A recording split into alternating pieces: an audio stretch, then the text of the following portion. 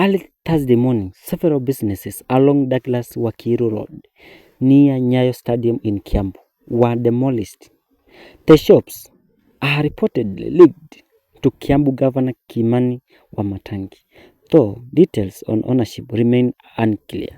Residents worked to find heavy machinery at the site. Walls were torn down and shop items left outside. Witnesses said there was no warning before the demolition began.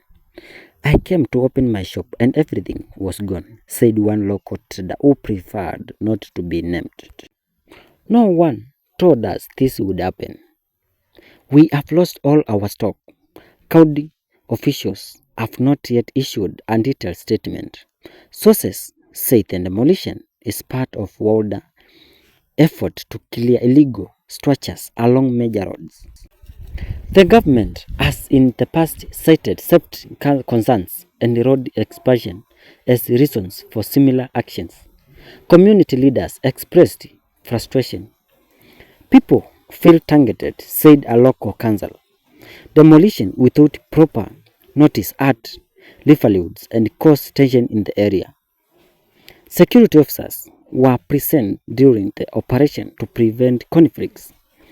There were no reports of injuries, but traders say the losses are significant. Many of the businesses served as the main source of income for their owners. Analysts warn that sudden demolition can affect local commerce and trust between communities and authorities.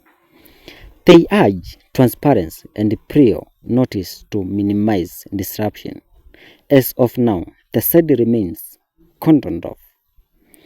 Traders and the residents are calling for clarity on the government plans and possible compensation. Meanwhile, the affected businesses face an uncertain future. The Kiambu government is expected to release an official statement later today. Thank you for watching Sethe Media. Please subscribe, share, comment for more news.